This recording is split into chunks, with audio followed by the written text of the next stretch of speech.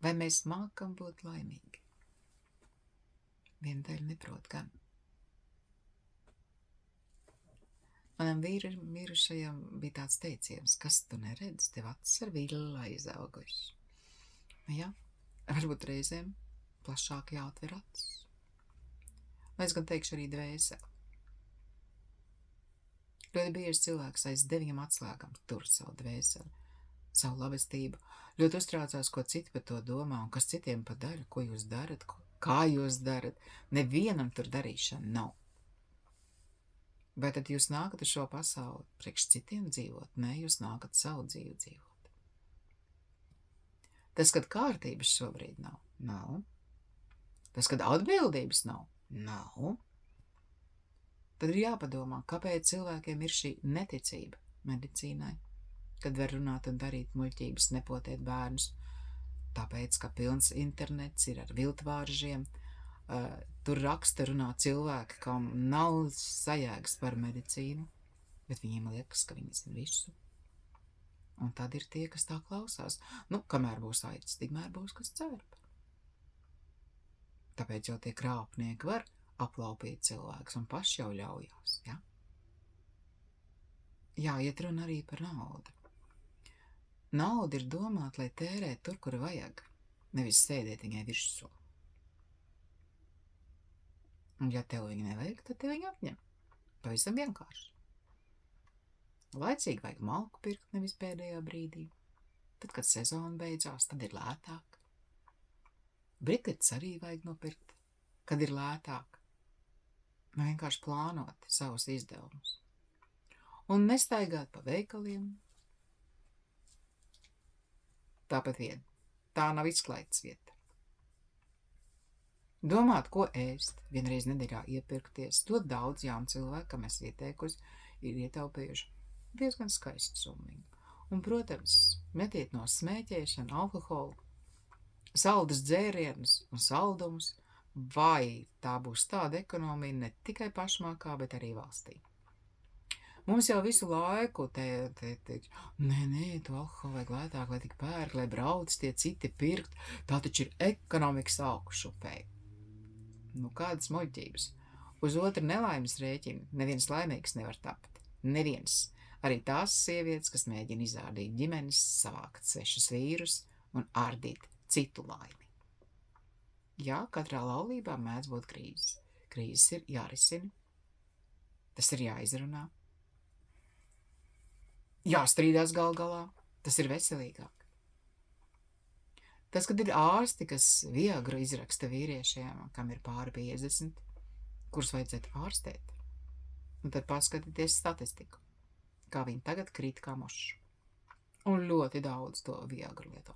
Un ārstu izrakstītu viegru. Ir arī internetā pērkam, tur mēs nezinu, kas tas ir. Tad ir jāpadomā, kas ir dzīves jēga, gan vīrietim, gan sievietēm.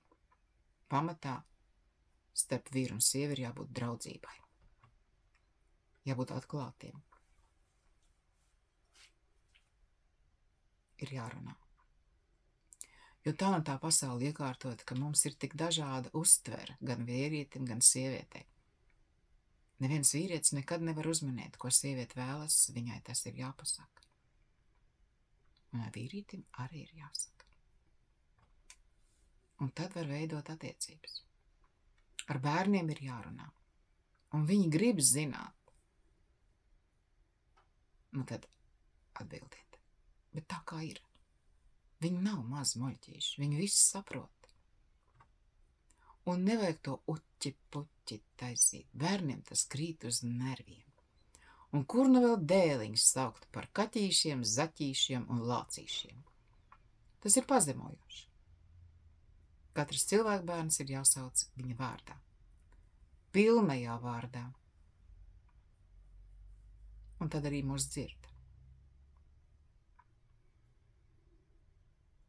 Un Dievs pasarga, mums taču ir tik skaisti vārdi mazai tautai, bet, kad es te klausos sportists jaunos, pēc latviešiem jau neizklausās.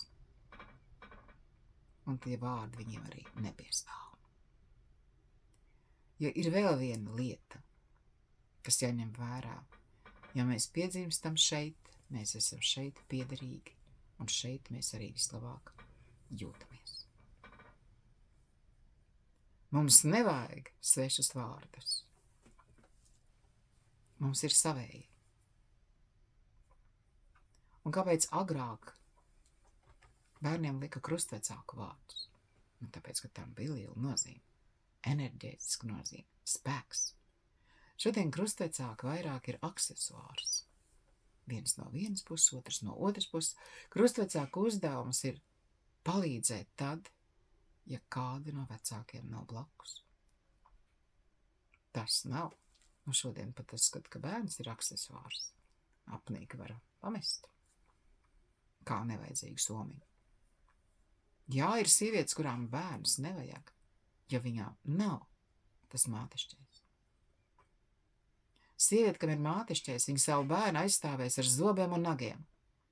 Un savu vīru arī. Es arī savā laikā,